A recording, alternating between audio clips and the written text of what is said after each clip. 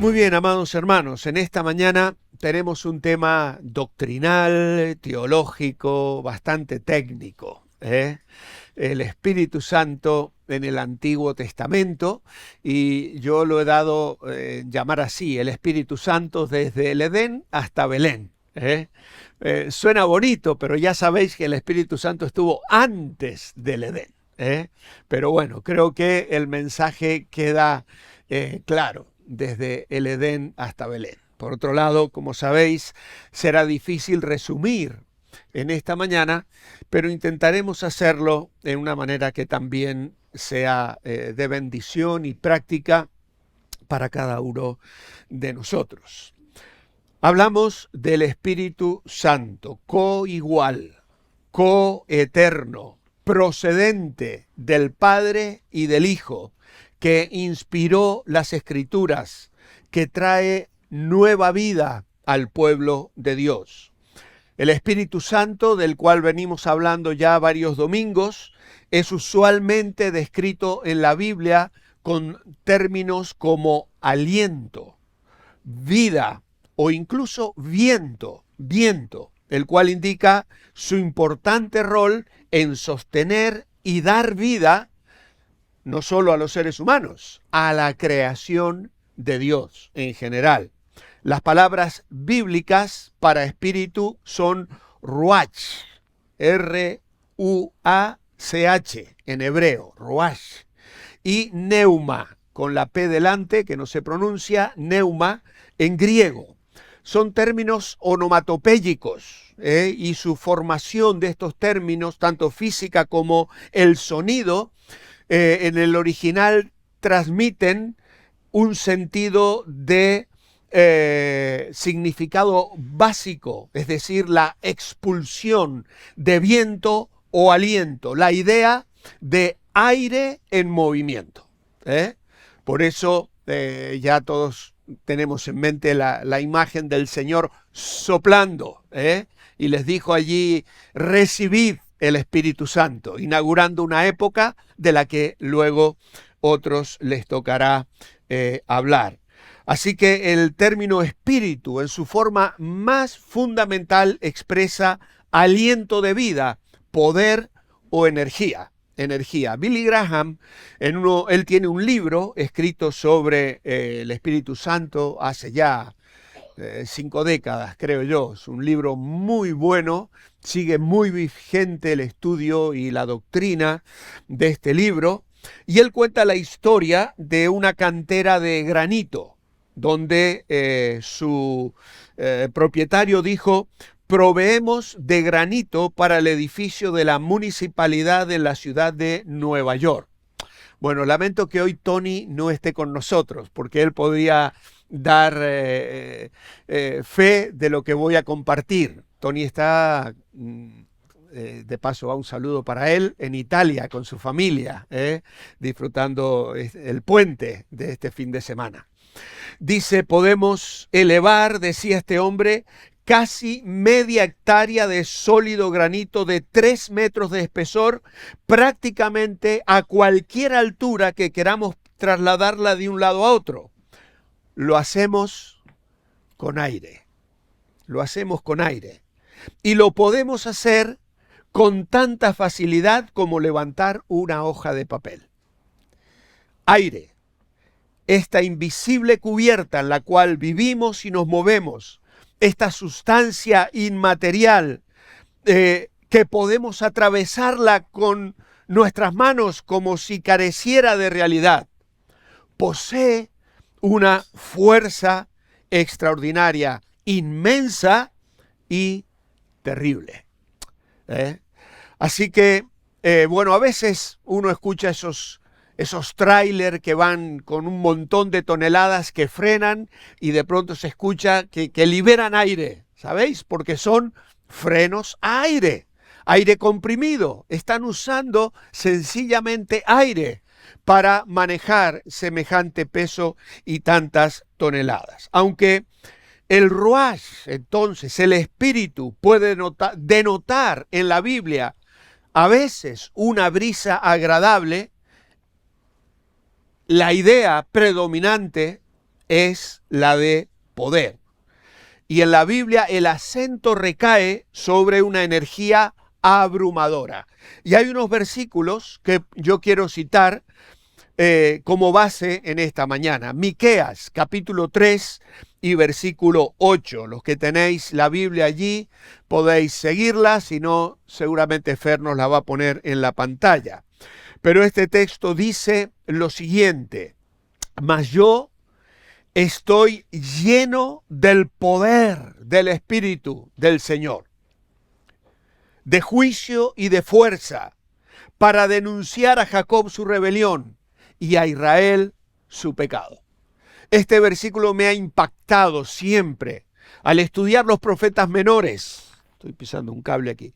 Al estudiar los profetas menores, uno descubre el carácter, la dependencia de estos santos hombres de Dios que Dios utilizó. Y este se levanta aquí en medio de una situación muy difícil para hablar a los dirigentes de Israel. Estoy lleno de poder del Espíritu del Señor y de juicio y de fuerza para denunciar a Jacob su rebelión y a Israel su pecado.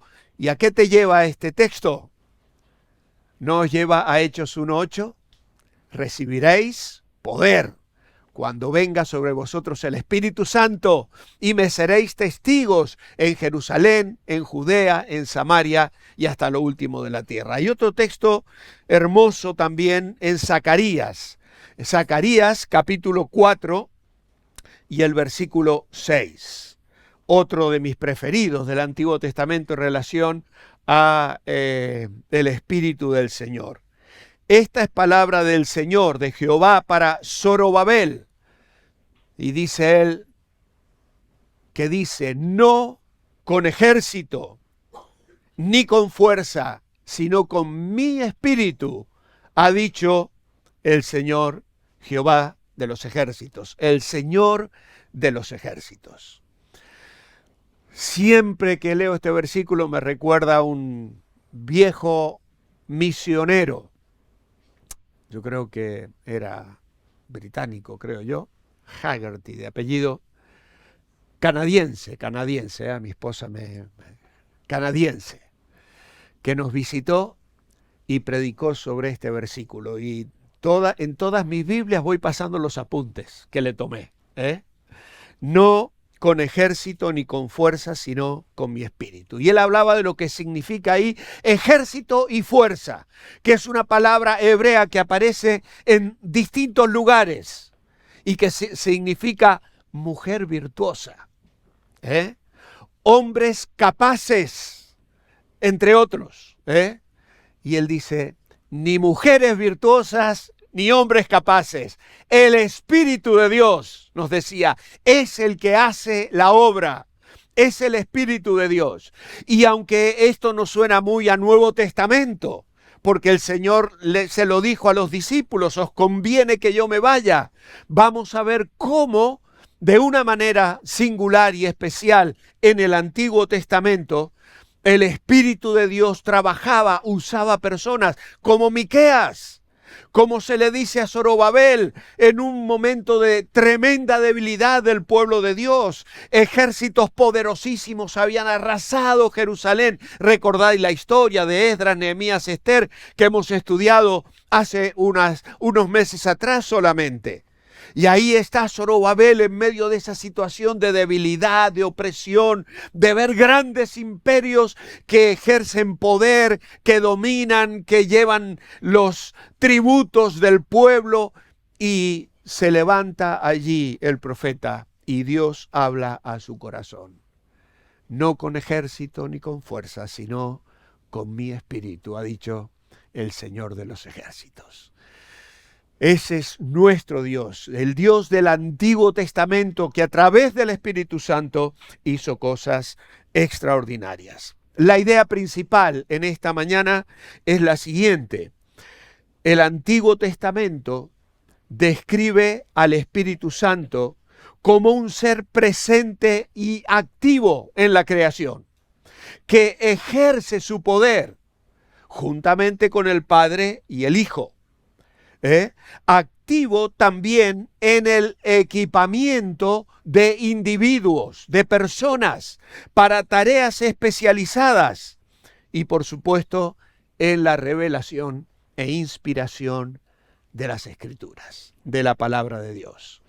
El Espíritu Santo, el Espíritu de Dios, el Espíritu de Jehová, llamado mayormente en el Antiguo Testamento el Espíritu de Dios. El Espíritu de Dios está presente, activo en la creación. Ejerce su poder juntamente con el Padre y con el Hijo. Están presentes también. No vamos a entrar ahora en el tema de las teofanías, pero el Espíritu de Dios trabaja, se manifiesta y vemos a Dios obrando en la historia del pueblo de Israel, de la humanidad en general. Y también en el equipamiento, en la capacitación. El Espíritu de Dios trabaja fomentando, guiando, orientando, dando capacidades especiales para que las tareas, el ministerio se pueda cumplir, se pueda llevar adelante. Tareas especializadas y, por supuesto, en la revelación, la inspiración de la palabra de Dios. Los atributos y las actividades del Espíritu Santo son siempre los de Dios. Los títulos usados por el Espíritu Santo lo identifican como parte de la naturaleza trina de ese ser divino que encontramos descrita en la palabra de Dios. Vamos a mencionar algunos apartados. Primeramente, presencia creadora. La presencia creadora del Espíritu de Dios. Activo, de acuerdo a lo que se nos revela luego en el Nuevo Testamento, con el Padre también y con el Hijo en la creación. El Espíritu es el poder activo de Dios. Y el día que Abraham nos introdujo en este tema, si mal no recuerdo, al primer texto que nos llevó fue a Génesis 1 y 2. Y es obvio, activo en la creación, dice Génesis 1 y 2, la tierra estaba desordenada y vacía, y las tinieblas estaban sobre la faz de las aguas, y el Espíritu de Dios se movía sobre la faz de las aguas. Y él nos explicó, y creo que también lo volvió a mencionar Dani, y yo tengo que mencionarlo también. La imagen del Espíritu de Dios se movía sobre la faz de las aguas, es similar a la idea de un pájaro que protege a sus polluelos, como si estuviera incubando la creación. La tierra, dice, estaba desordenada y vacía, y allí podemos discutir el tema de ese periodo que parece abrirse entre el versículo 1 y el versículo 2 de Génesis, pero no es nuestro tema esta mañana. Nos interesa saber que el Espíritu de Dios se movía, trabajaba, estaba incubando de alguna manera lo que es la creación, y lo sabemos porque este término aparece repetido luego en Deuteronomio 32, en Isaías 31, que no vamos a leer esta mañana. Pero hay otro texto interesante también en Job, capítulo 33 y versículo 4. Es un texto clave también, donde dice Job: el Espíritu de Dios me hizo, y el soplo del Omnipotente me dio vida. El Espíritu de Dios me hizo. Ahí está presente en la creación. En el Salmo 104, versículo 30, dice el salmista: envías tu Espíritu, son creados, y renuevas la faz de la tierra. Así que la Escritura está destacando al Espíritu de Dios como el primer motor. Se movía sobre la superficie de las aguas. El Espíritu de Dios comienza su obra, y cuando Él se pone a obrar, ¿quién o qué se lo impedirá? Se nos dice que Dios hizo el mundo por su Espíritu. Y en el capítulo 26, versículo 13, Job dice: su Espíritu adornó los cielos. Su mano creó la serpiente tortuosa. Así que mirad, ¿no? Desde el firmamento, Desde la visión extraordinaria cuando levantamos los ojos en una noche estrellada y nos quedamos extasiados contemplando lo que hay allí, hasta el animal que se arrastra más pequeño, hasta la serpiente tortuosa. He aquí, dice, estas cosas son solo los bordes de sus caminos. Y agrega, cuán leve es el susurro que hemos oído de él. Pero el trueno de su poder, ¿quién lo puede comprender? ¿Quién lo puede comprender? El Salmo 33, versículo 6 dice, por la palabra de Jehová fueron hechos los cielos y todo el ejército de ellos por el aliento de su boca. El aliento, ahí está otra vez, el aire, el soplo, la idea del Espíritu. Y la palabra traducida como aliento es la misma palabra que se usa para Espíritu. Así que el Espíritu Santo, entonces, por todos estos testimonios, entendemos, es el soplo de vida a través de la creación. Más tarde en Génesis 2:7 dirá, entonces Dios el Señor formó al hombre del polvo de la tierra, sopló en su nariz aliento de vida y entonces se convirtió en un ser vivo. Y fue el hombre un ser viviente. Job también afirmará esto en su capítulo 12, versículo 10. En su mano está el alma de todo viviente y el hálito de todo el género humano. Están en su mano, dependemos de él. Y en este sentido hacemos una diferenciación entre la vitalización amoral del Espíritu, es decir, él hace crecer todo. La Biblia atribuye al Espíritu Santo el crecimiento de la planta más humilde, más sencilla. Le da también la vida a las fieras, de acuerdo al Salmo 104, verso 30, y su obra en seres conscientes como nosotros que necesitan someter su voluntad a los impulsos del Espíritu. Así que Dios está presente allí, vitalizando la naturaleza, los animales, pero nosotros tenemos una conciencia y un llamado a someter nuestra voluntad a esa invitación que el Espíritu de Dios nos hace para vivir en obediencia. El Espíritu Santo está presente en todas partes. En todas partes. El Salmo 139 dice, ¿a dónde me iré de tu espíritu? ¿A dónde huiré de tu presencia? Si subiera a los cielos, allí estás tú. El Espíritu Santo controla la naturaleza y la historia.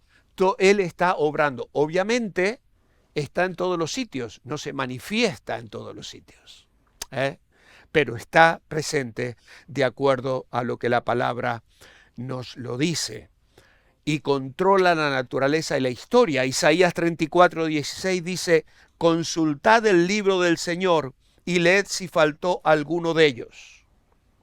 Ninguno faltó con su pareja, porque su boca lo ha ordenado y su aliento los ha reunido.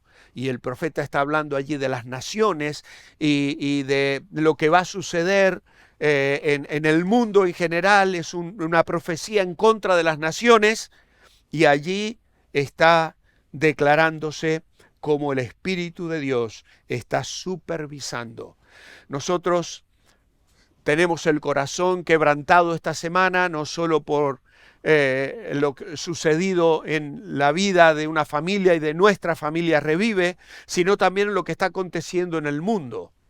No podemos casi sustraernos de mirar las noticias y de orar y clamar a Dios.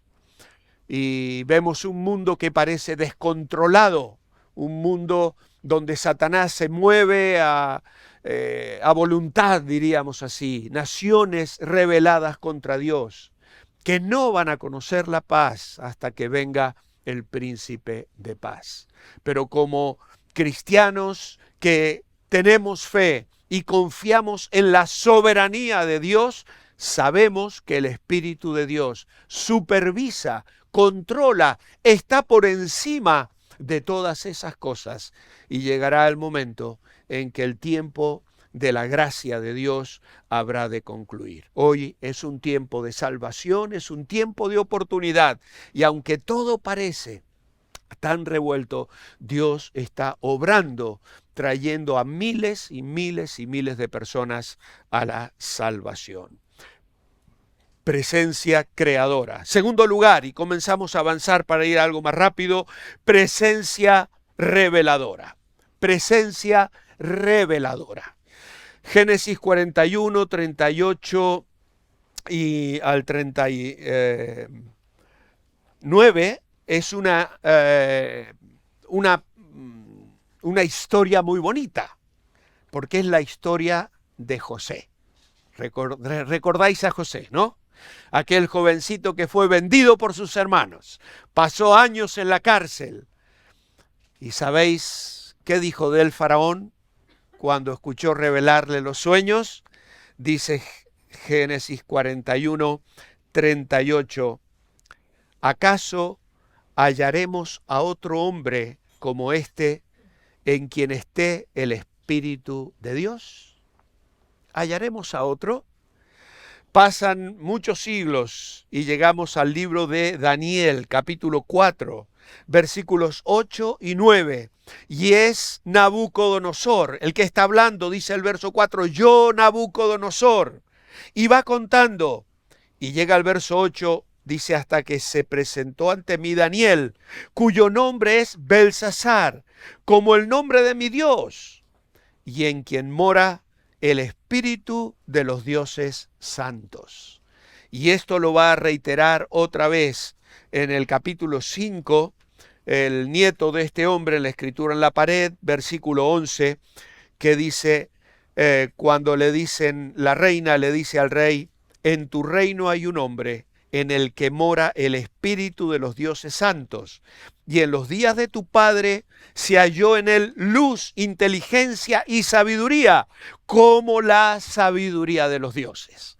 Así que aquí tenemos hombres, y luego hablaremos de hombres capacitados, pero la idea aquí es destacar esa actividad del Espíritu de Dios llenando la mente, el corazón de estas personas que fueron instrumentos en las manos de Dios para revelar, para traer revelación.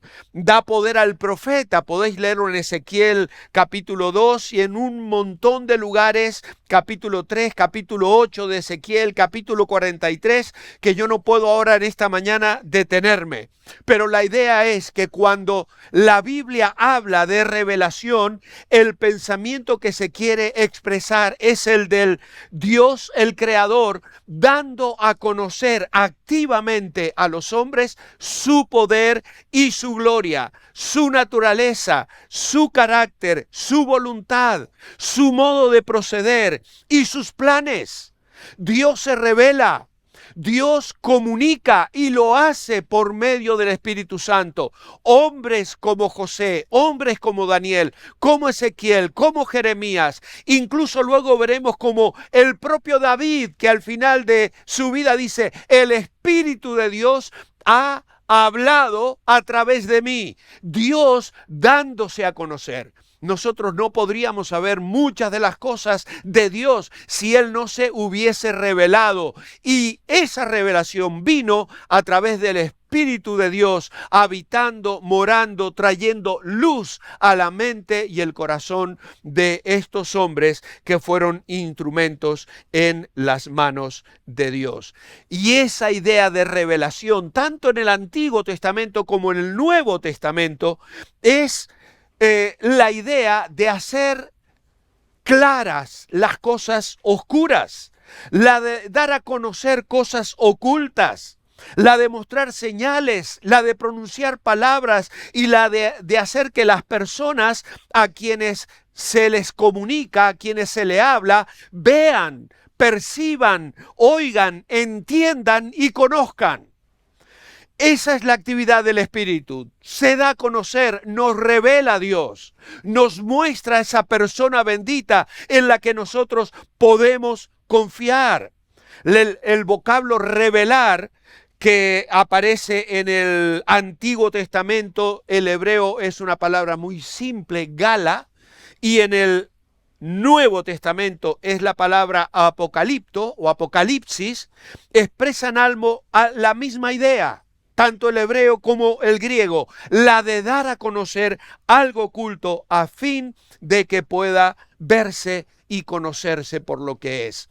El Espíritu de Dios trae, comunica, revela, nos hace saber cosas que nosotros no podríamos entender ni comprender. Cuando tú vas a ver lo que los hombres han diseñado, han inventado en su proceso idolátrico de querer tener dioses a los cuales rendir culto, en el vacío de sus corazones, ¿qué es lo que han creado? Dioses orgullosos, dioses sexuales, dioses envidiosos, dioses limitados que se pelean los unos con los otros.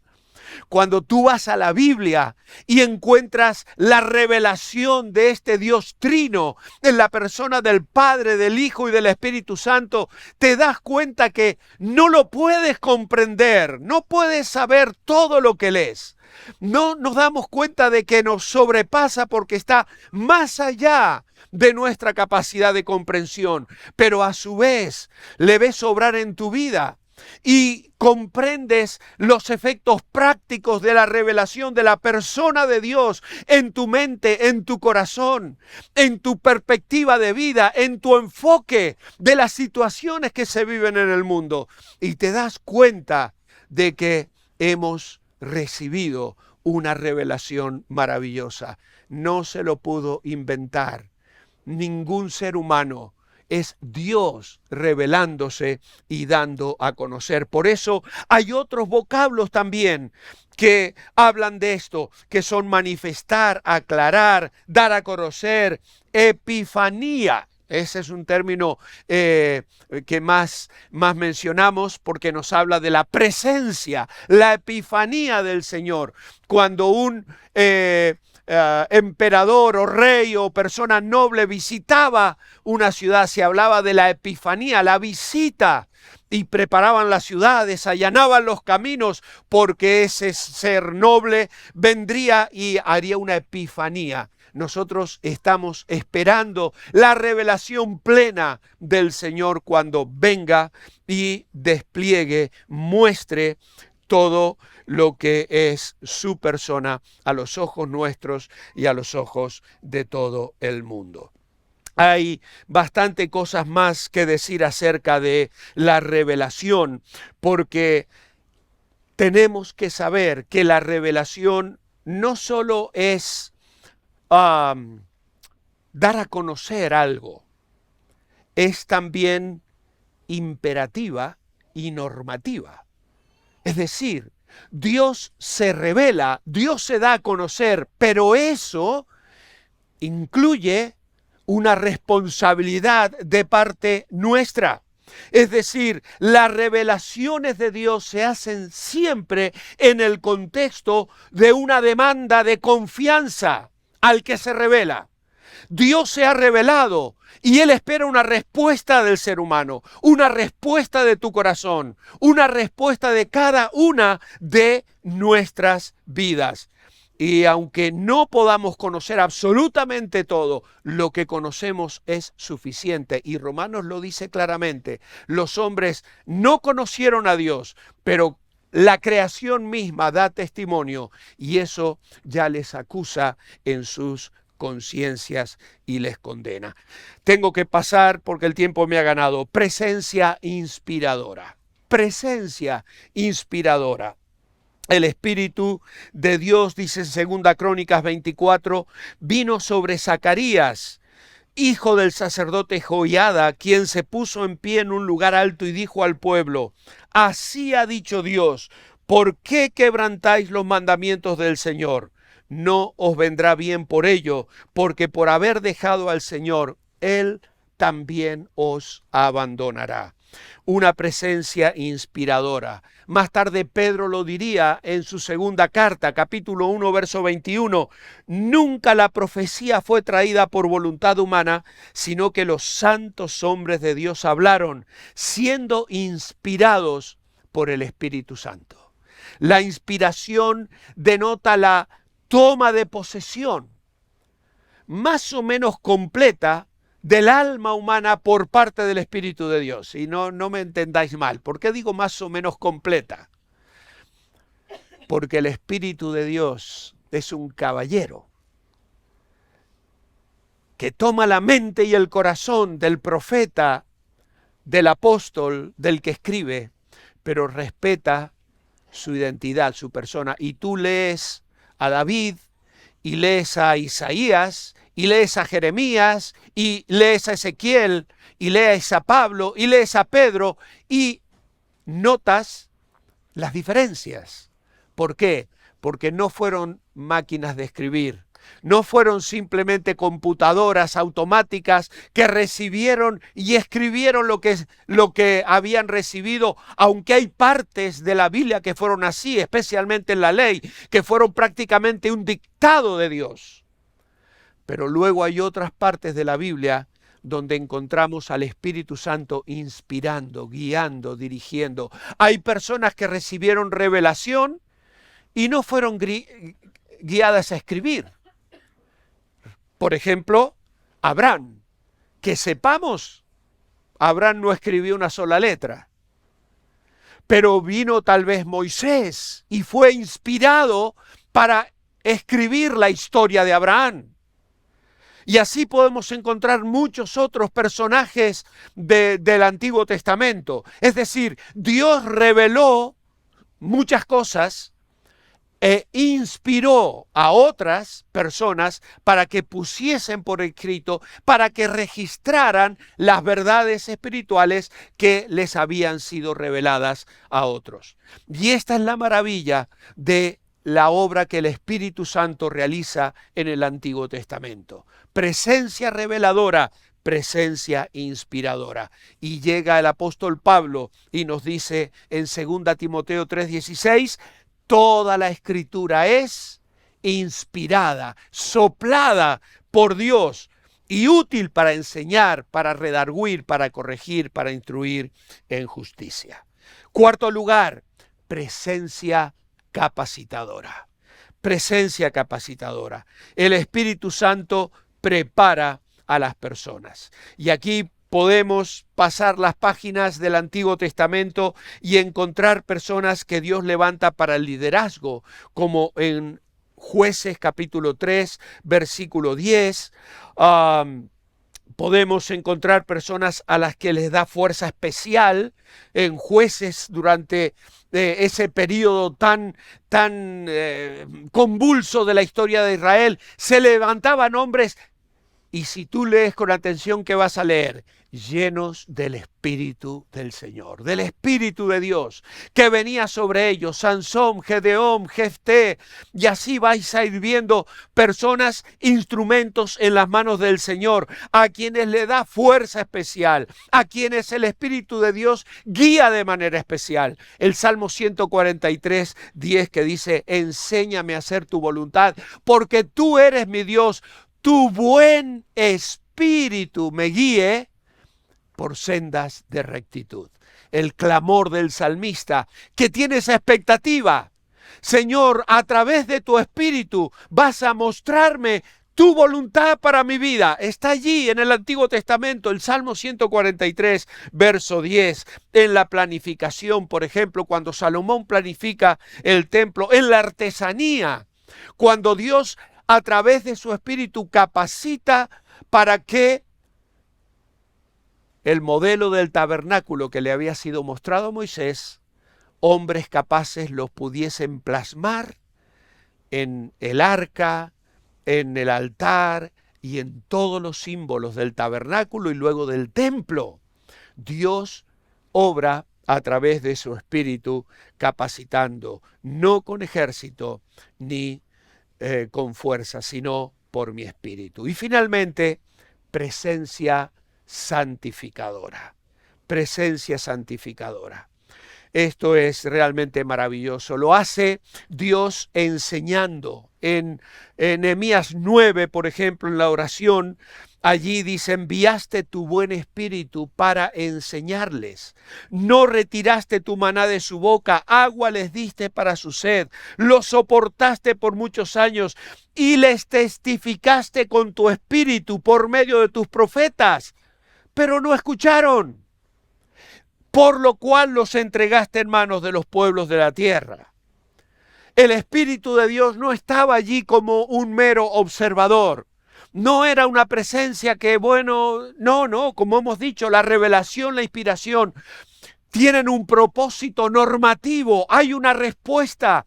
Tenemos que someternos a lo que Dios nos enseña, dejarnos guiar por Él. El trabajo del Espíritu Santo fue formar personas, enseñar al pueblo, llevar al pueblo a la santidad y por supuesto también a la alabanza.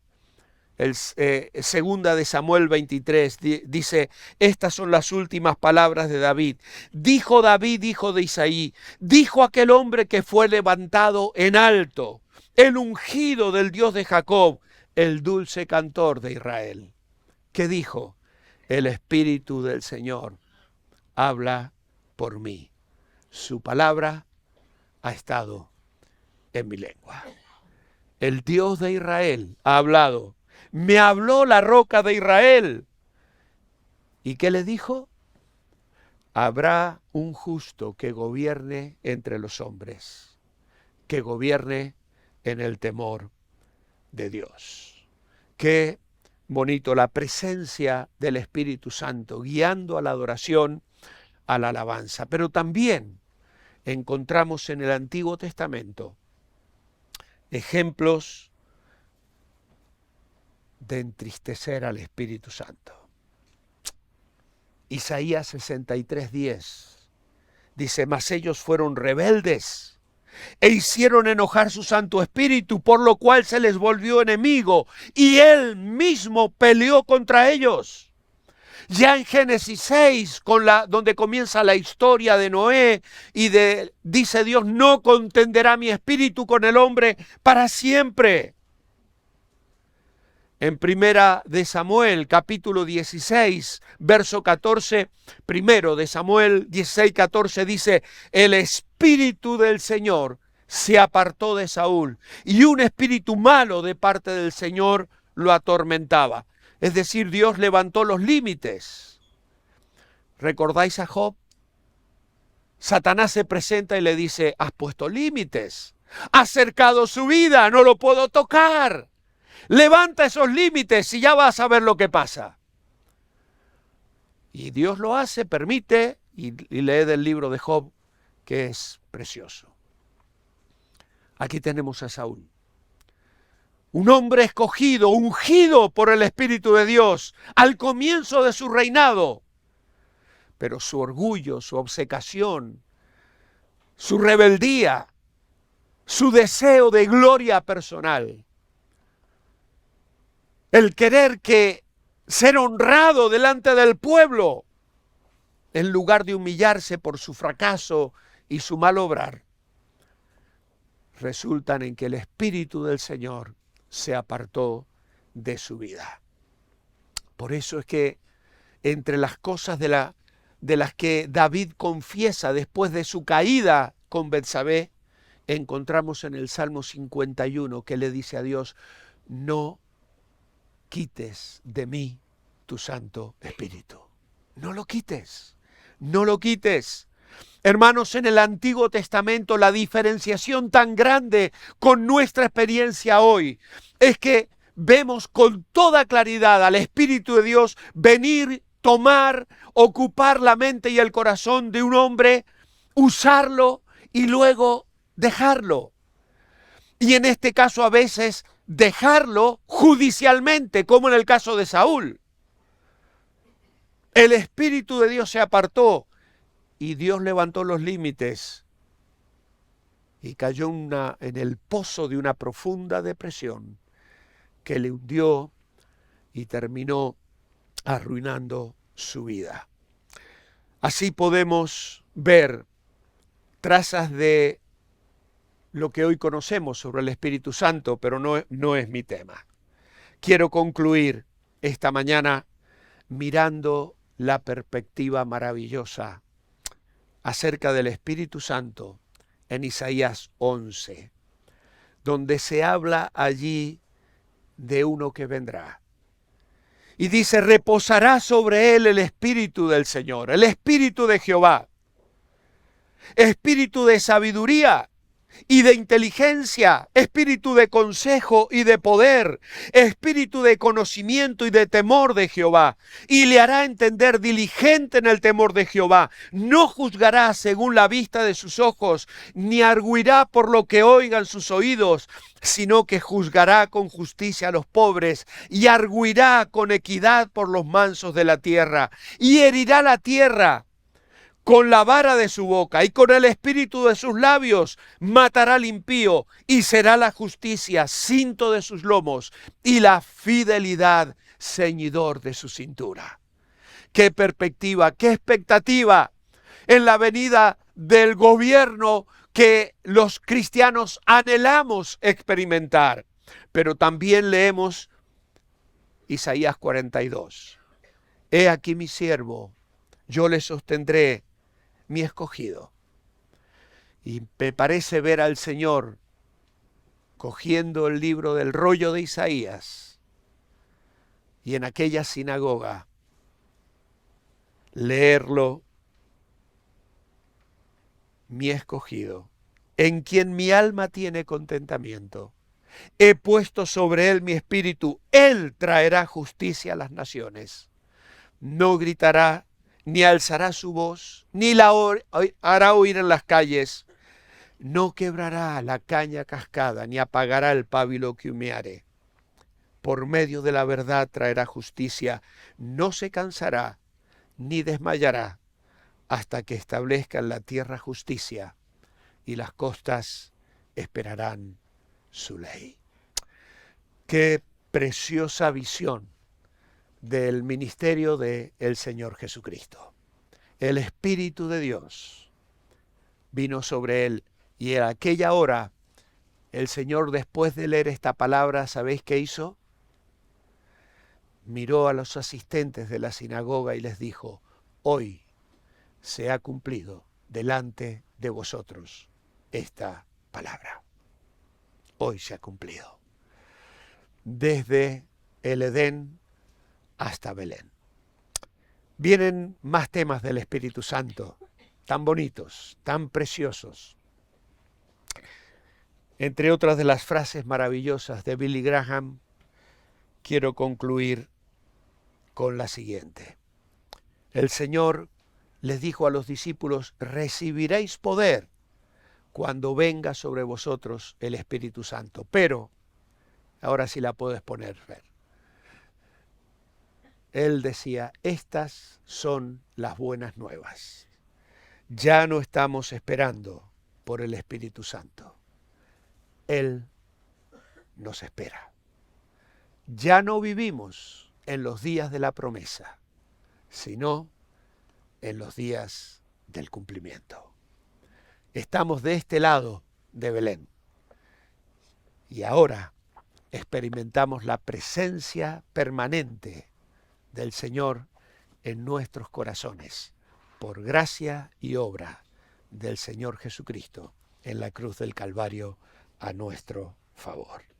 Que el Señor reciba la gloria y nuestros corazones, inspirados por el Espíritu, se sientan animados para amarle, servirle y responder en obediencia y en una búsqueda constante de la santidad. Que así sea. Amén.